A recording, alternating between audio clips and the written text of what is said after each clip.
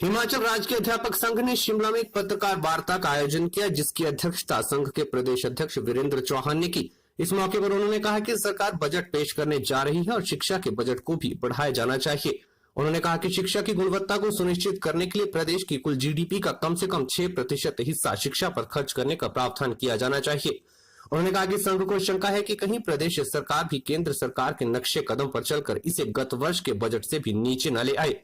इसके अलावा उन्होंने कहा कि प्रदेश का छठा वेतन आयोग जो 1 जनवरी 2016 से दिया है, इसको 5 वर्ष की अवधि बीत जाने के बाद भी सरकार द्वारा अभी तक कोई कदम नहीं उठाया गया है। उन्होंने कहा कि संघ ने सरकार से बार बार आग्रह किया कि जब वे सेवा सहित नियमों पर केंद्र का अनुसरण करते हैं तो हिमाचल को भी केंद्रीय वित्त आयोग का अनुसरण करना चाहिए। इसके अलावा वीरेंद्र चौहान ने कई अन्य मांगे भी गिनवाई। तो प्रेस वार्ता रखी गई थी।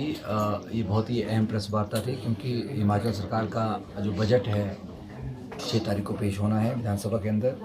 हम चाहते हैं कि इस बजट में, क्योंकि ये बजट जो है खास बजट होगा और ये चौथा बजट सरकार का होगा और मैं समझता हूँ कि राष्ट्रीय एक तरह का बजट होता है, सरकार का चौथा बजट महत्वपूर्ण बजट होता है। तो इसमें कर्मचारियों को बहुत उम्मीदें सरकार से रहती है और बहुत सारे वादे सरकार ने भी कर्मचारियों से पिछले अपने दृष्टि पत्र के माध्यम से किए हैं जो अभी तक पूरे नहीं हुए हैं।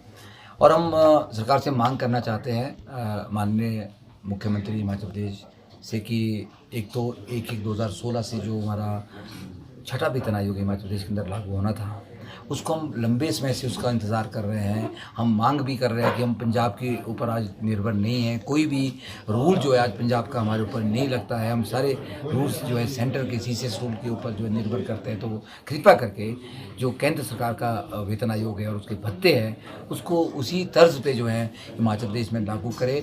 और अभी हम ये मांग कर रहे हैं कि भाई इस जो बजट में है आप वित्त की व्यवस्था इसके लिए करेंगे तभी ये जो बजट है छठा वेतन आयोग हिमाचल प्रदेश के लागू अंदर होता है। उसके बाद हम माननीय मुख्यमंत्री का ध्यान आकर्षित करना चाह रहे हैं कि आपने अपने दृष्टि पत्र के माध्यम से भी पार्टी ने कुछ जो एनोमलीज थी 4/9/14 का जो ओरिजिनल 2009 के नोटिफिकेशन है उसको बहाल करने की बात कही थी। और साथ ही साथ ओपीएस को बहाल करने के लिए जो है कहा गया था कि मुख्यमंत्री की अध्यक्षता में एक कमेटी बनेगी, उसकी सिफारिशें जो है भारत सरकार को जाएगी।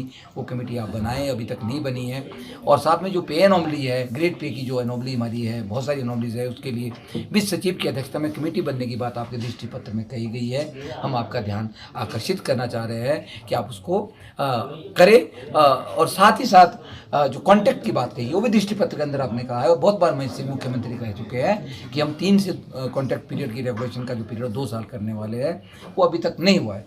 तो हम चाहते हैं कि इस बजट में आप बहुत सारे कर्मचारी लोगों ने जो वादे हैं जो आपने किए हैं उसको आप पूरा करें।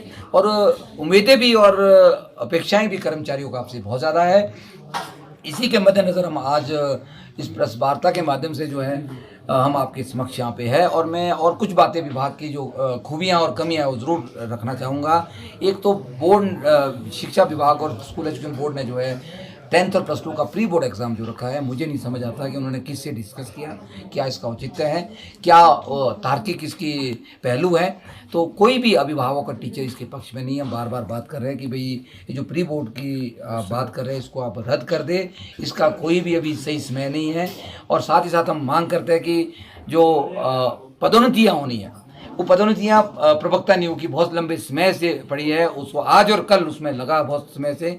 हम उसके लिए बहुत बार मिल भी चुके हैं और डीपी की पदोन्नतियाँ होनी है वो भी नहीं हो रही है। हम उसके लिए एक बार फिर से विभाग को एक डेडलाइन देते हैं कि आप अगर 31 मार्च तक इन पदोन्नतियों को नहीं करते हैं तो मजबूरन हमारे को जो है घेराव करना पड़ेगा। Bureau report Shimla.